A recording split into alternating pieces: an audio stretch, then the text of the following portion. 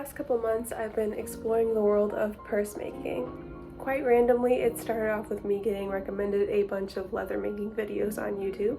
So I began perusing the internet, trying to look for the perfect shoulder bag for me to take inspiration from. I ended up finding this one. I was pretty confused at first because I didn't know how the bag looked so structured and yet had this beautiful draping effect in the middle. But then I realized it was just the way the bag is cut. As you can see on the pattern that I made, the bag has sort of this V shape to it. I simply just made it on some pattern paper, but you could use any paper that you want. Once I made the pattern for the bag, I first drafted it out of muslin, and it worked somehow, so that's pretty great. As for the actual fabric for the bag, I originally wanted to make it out of something similar to what the original bag was made of, and I ended up finding this really pretty fabric from Queen of Raw. It's this gorgeous red and gold crocodile, faux crocodile, might I add. However, I didn't end up going for it since I really couldn't tell if this gold was painted on or not. I really wanted it to be iridescent, but I couldn't see it in person to tell if it really was or not. I also really wanted the hardware for this purse to be silver, and I didn't want it to clash with the gold in this fabric. Silver was also really popular in the early 2000s, so I figured it would suit this bag perfectly. Speaking of hardware, I purchased mine from a family-owned business in Canada. I never really know what the most sustainable option is with hardware since most of it, that I could find at least, is made overseas. I mainly ended up buying from them since the zippers aren't made of plastic like the ones at Joann's are. However, if you know of any more sustainable alternatives, please let me know in the comments down below. As for the fabric that I did end up getting for this purse, this is leftover fabric from a brand called Natalia Trevino Amaro. I'm not really sure how stable the purse is going to be with this type of softer fabric, but we will see when I start sewing it, which is now.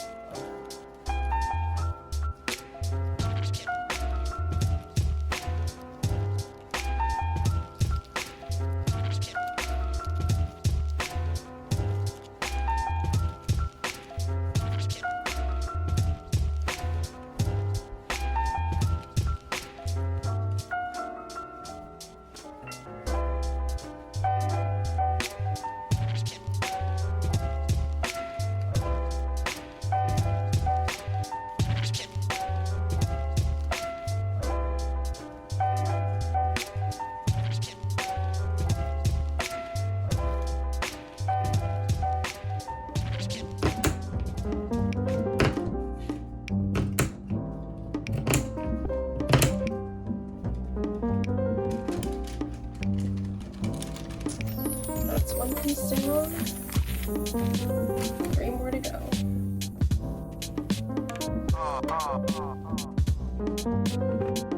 In hindsight, this wool fabric was extremely hard to cut with pinking shears. If you don't already know, pinking shears are just like regular scissors, except it cuts in a sort of zigzag pattern. These scissors are very useful for cutting fabric that frays easily, so even though it was extremely painful to cut through the fabric, it was probably worth it in the end.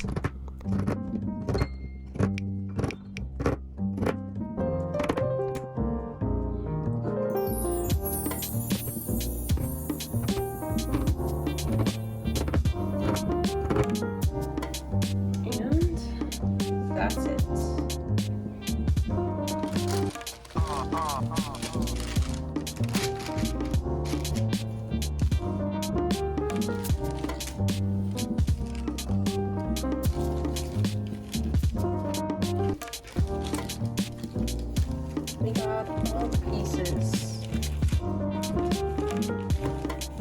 for the fabric.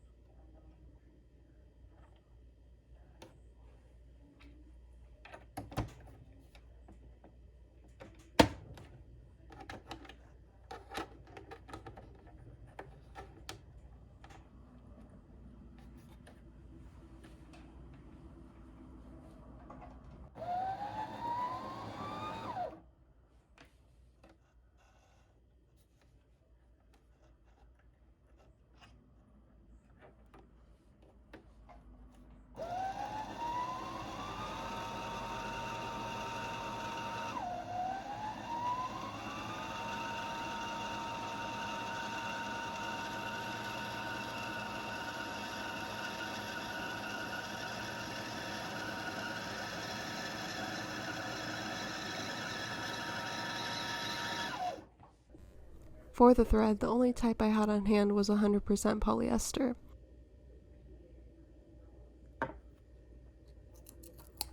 A little hack for new spools of thread is to just peel the sticker back, and the thread is much easier to get out this way.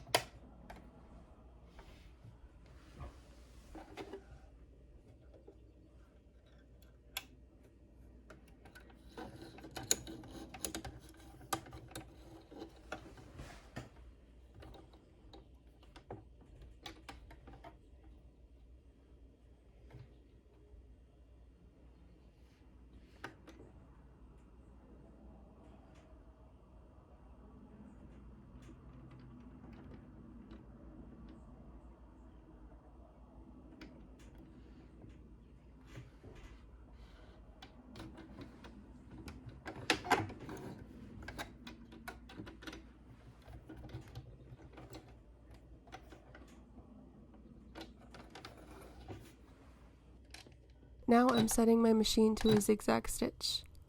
We will use a stitch around all the pieces to prevent fraying, but you can use a serger if you have one.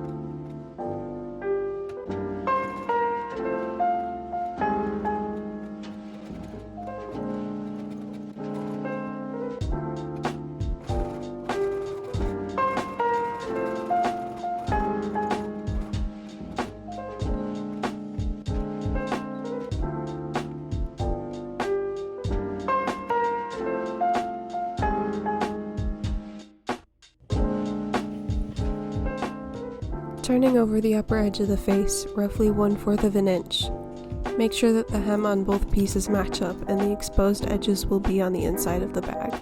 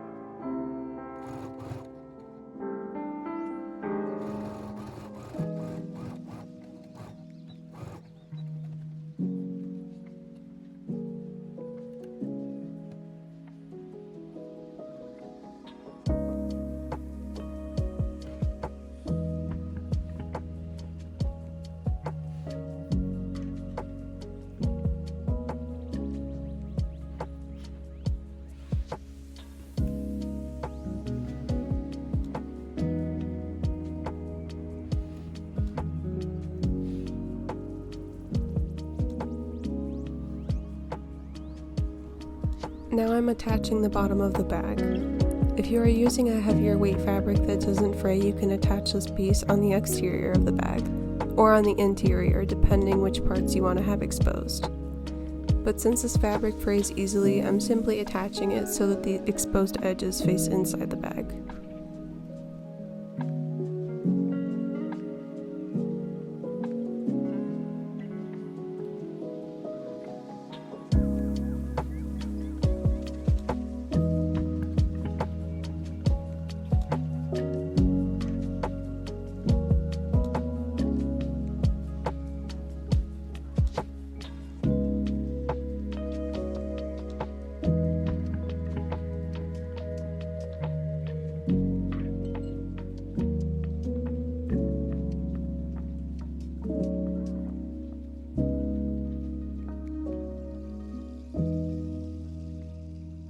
This piece turned out to be a bit too long, which is strange since when I made it from muslin it fit perfectly.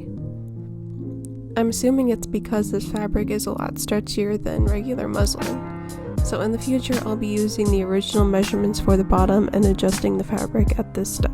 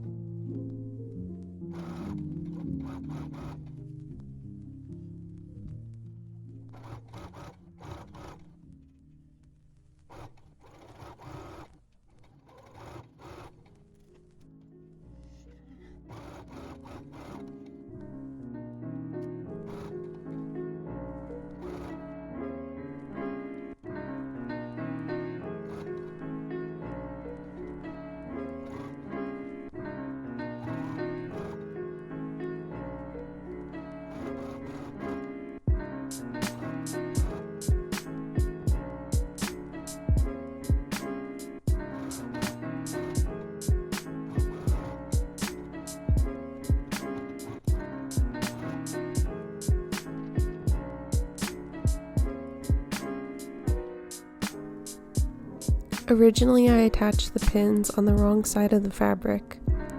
If I were to sew it this way, I easily could have caught the other side of the bag that I had just sewed. So I turned it upside down and sewed it so the first seam is face up.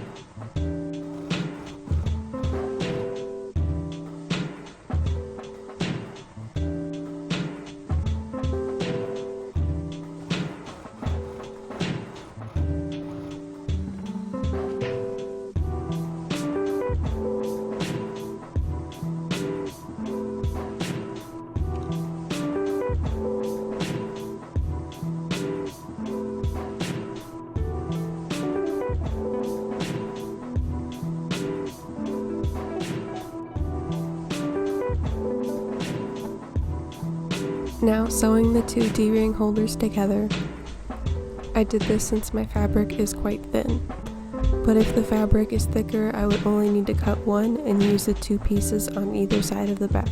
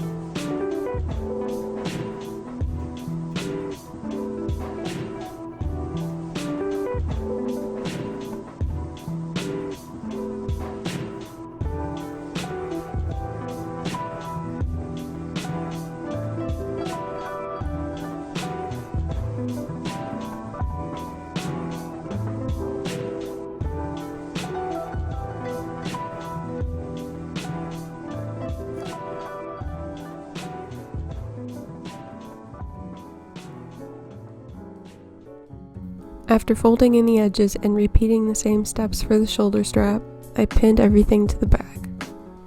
The shoulder strap was a bit too long, so I removed 2 to 3 inches. I'll keep the original length of it in the pattern, this way if I want to use no D-rings, then the strap should fit perfectly.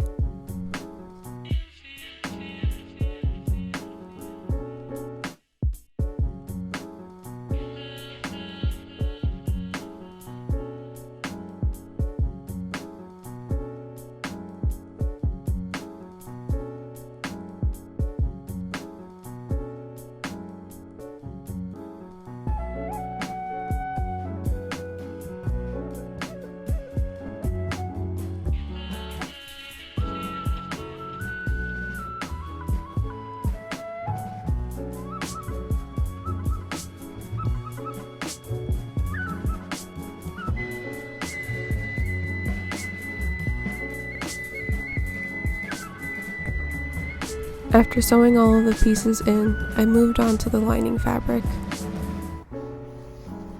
This will be used to cover all the exposed seams inside the bag. However, I made a very annoying error. It's exactly what I was talking about earlier, making sure to hem the upper edge of the face so it matches up on the other side of the fabric. And I did it backwards. This shouldn't be something to worry about if your fabric has a clear front and back side to it, unlike mine. I didn't want to cut this piece out again, so I got to seam ripping. It was quite difficult to seam rip on this delicate type of fabric, so instead of ripping out the seam, like the tool implies, I'm gently de-threading it.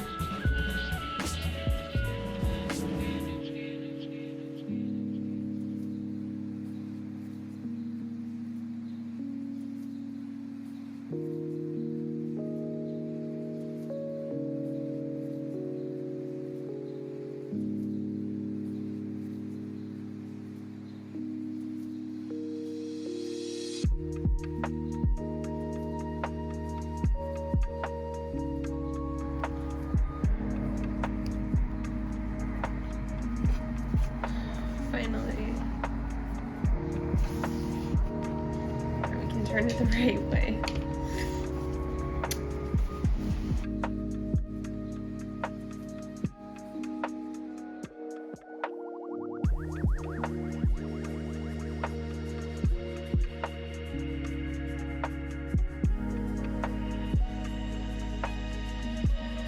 This needs to be turned this way.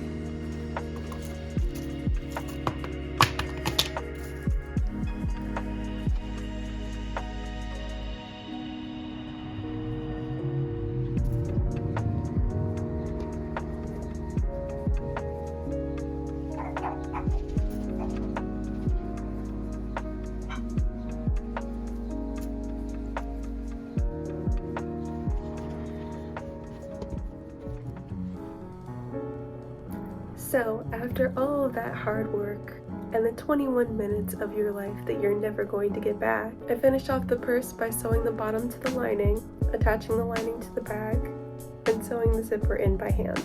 All of which I was too tired to film. You can thank my iron deficiency for that. With that being said, here is the final product.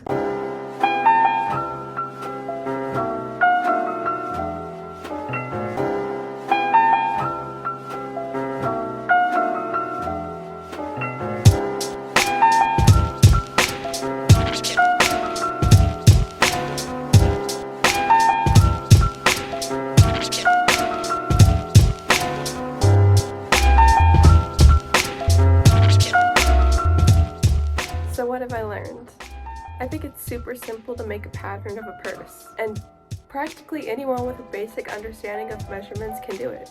Unfortunately, I can't give you the pattern for my purse because of copyright and stuff. I hope you can understand. But if you want to go ahead and make a pattern for yourself, it's actually really simple. But who knows, maybe if you subscribe, I'll be selling this shoulder bag at some point in time. It is my dream to own a sustainable fashion brand after all. If you want to see more of my designs and whatnot, please go follow my TikTok. It's the same username as it is here. I'll catch you guys in the next one. See you around.